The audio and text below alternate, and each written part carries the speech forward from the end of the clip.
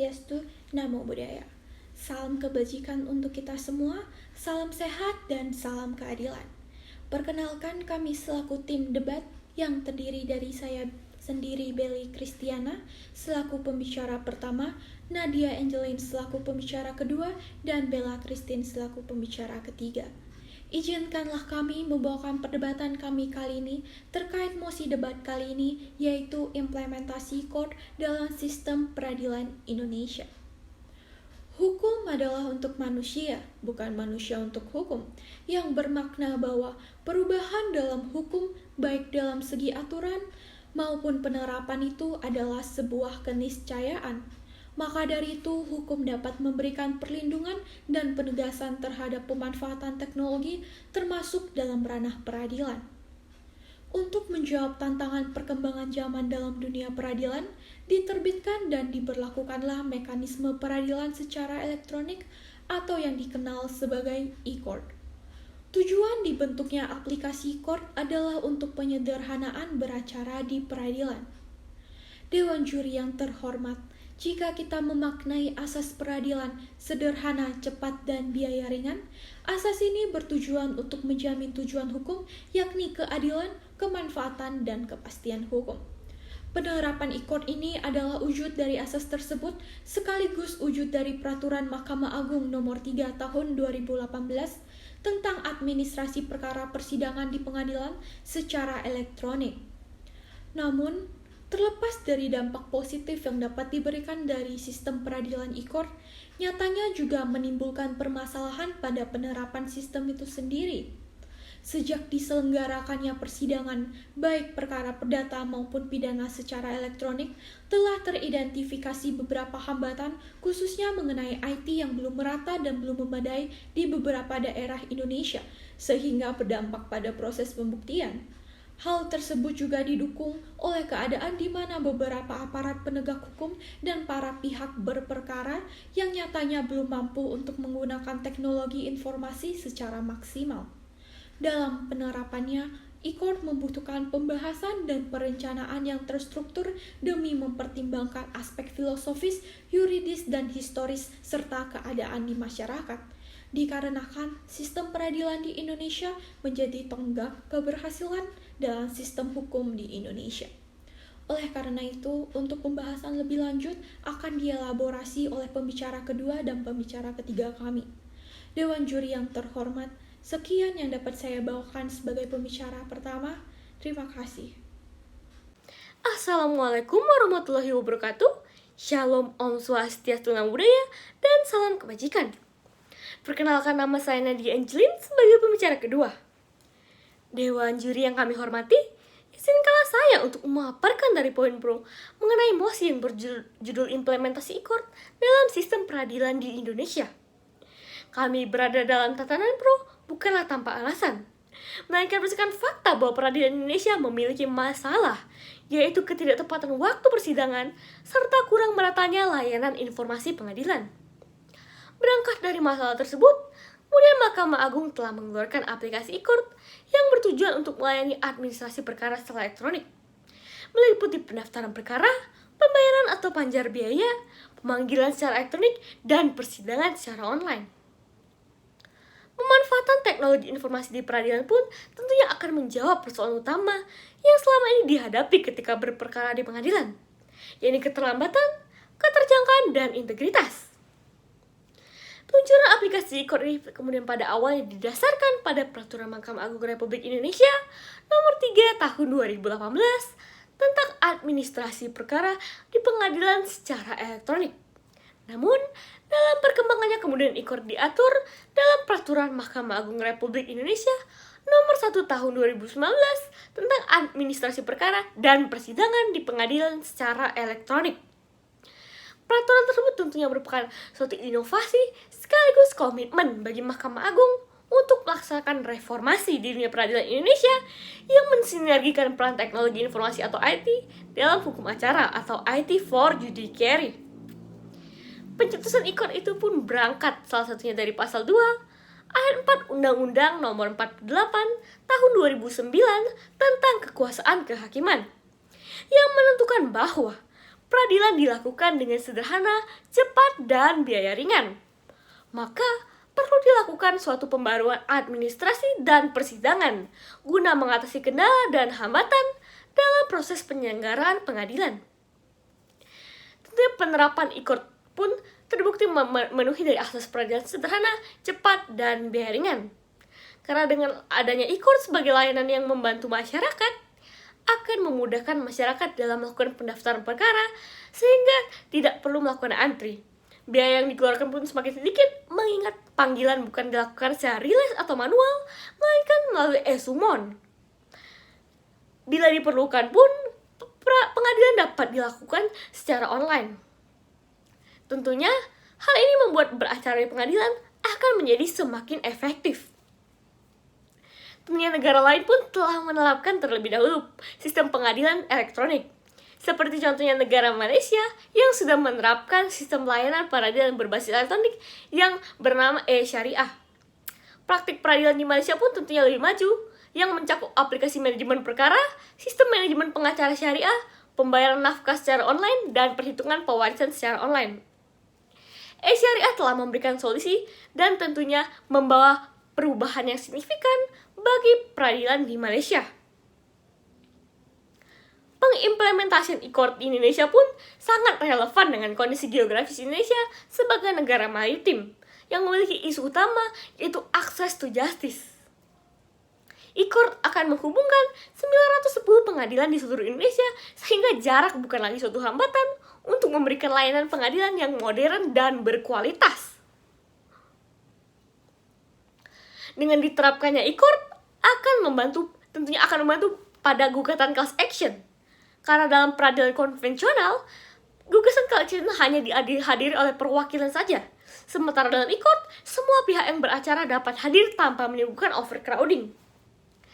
Oleh karena itu, dalam sistem gugatan class action, sistem e-court sangatlah membantu. Tentunya, e-court dilaksanakan oleh pemerintah untuk memerlukan peradilan yang berkualitas. Tentunya, untuk melaksanakan e-court secara maksimal, perlu adanya dukungan anggaran untuk pengoptimalisasi pengaksesan e-court, yaitu perbaikan jaringan agar merata di seluruh wilayah Indonesia untuk mewujudkan dari access to justice. Sosialisasi bagi advokat maupun masyarakat pun harus dilakukan agar peradilan secara e-court dapat dilaksanakan dengan maksimal dan juga memuaskan. Selain itu perlu adanya pengetatan sistem e-court oleh Mahkamah Agung untuk menjamin keamanan dalam sistem peradilan. Sekian yang dapat saya sampaikan. Terima kasih. Assalamualaikum warahmatullahi wabarakatuh. Shalom Om Swastiastu, Namo Buddhaya, salam kebajikan untuk kita semua. Saya Bella Christine selaku pembicara ketiga akan menerangkan ketidaksetujuan terhadap mosi implementasi e-court dalam sistem peradilan Indonesia. Dewan Juri yang terhormat, mari kita sama-sama melihat realitas yang terjadi pada sistem peradilan e-court di Indonesia yang senyatanya tidaklah seindah seperti apa yang telah dipaparkan sebelumnya oleh rekan Pro.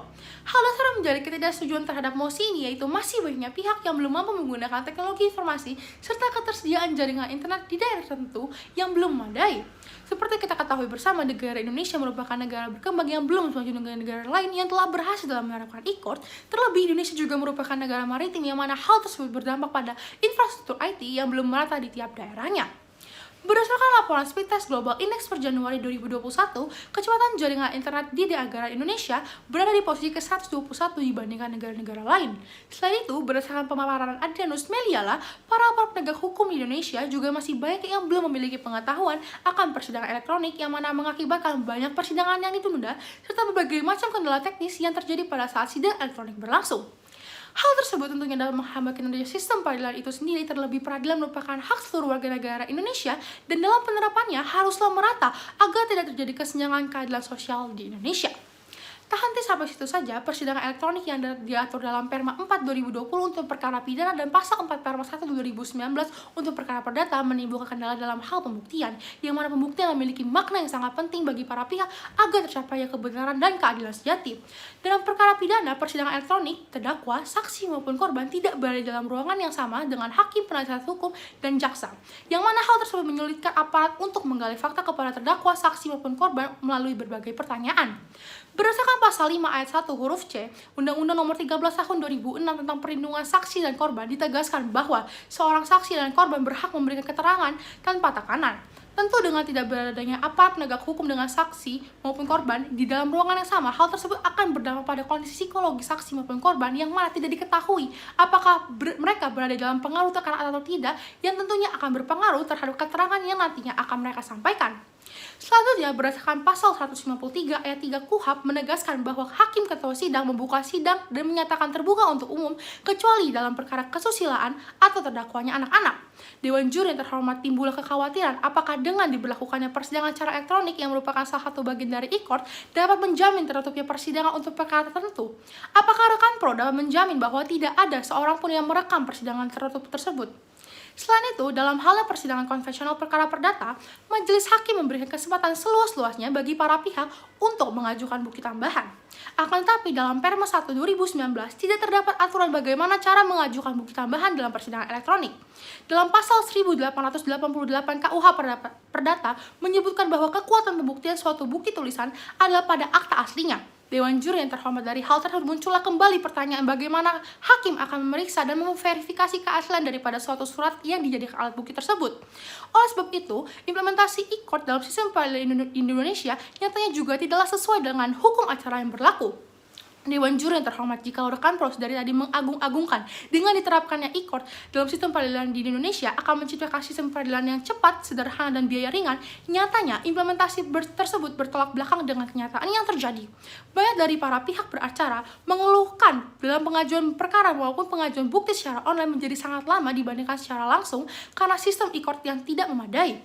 Dalam pelaksanaannya juga, advokat atau para pihak yang ingin mengajukan gugatan diharuskan terlebih dahulu untuk melakukan registrasi serta memverifikasi akun untuk didaftarkan, yang mana tentunya diperlukan waktu dan tidak semua masyarakat Indonesia termasuk advokat yang berada di daerah terpencil memiliki email maupun koneksi internet. Selain itu, dalam halnya persidangan secara elektronik tentu dibutuhkan perangkat yang mendukung semisalnya laptop atau seminimalnya handphone. Kita pun harus memahami bahwa tidak semua masyarakat Indonesia mampu untuk membeli perangkat elektronik yang memadai tersebut atau menggunakan bantuan jasa advokat. Tentu dapat dipahami bahwa berkas perkara yang menumpuk merupakan suatu kekhawatiran yang harus dicarikan penyelesaiannya. Oleh karena itu, saya menawarkan solusi agar dapat diterapkannya disiplin kepada para aparat penegak hukum dalam hal menangani perkara serta memberikan bimbingan teknis dan sosialisasi kepada para aparat penegak hukum maupun kepada masyarakat itu sendiri. Demikianlah argumentasi yang dapat saya bawakan. Wassalamualaikum warahmatullahi wabarakatuh. Shalom, Om Santi Santi, Om Namo Buddhaya. Terima kasih. Terima kasih Dewan Juri yang terhormat. Sampailah kita pada ujung perdebatan kali ini. Adapun yang dapat disampaikan berdasarkan sisi pro maupun sisi kontra. Berdasarkan poin pro, untuk menghadapi permasalahan yang terjadi dalam lingkup peradilan, tentunya pemanfaatan teknologi sangat dibutuhkan terlebih dalam era perkembangan IT. Penerapan e-court adalah wujud dari asas peradilan sederhana, cepat, dan biaya ringan, serta wujud dari Peraturan Mahkamah Agung Nomor 3 Tahun 2018 tentang administrasi perkara persidangan di pengadilan secara elektronik.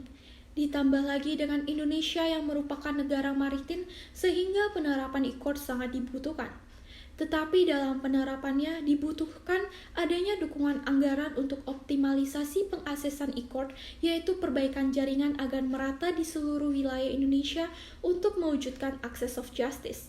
Selain itu, diperlukan sosialisasi bagi advokat agar pelaksanaan peradilan secara e-court dapat dilaksanakan dengan baik. Akan tetapi di sisi lain, rekan kontra berpendapat bahwa mekanisme e-court dalam sistem peradilan di Indonesia pada kenyataannya tidak berjalan sesuai dengan apa yang telah dipaparkan oleh rekan pro.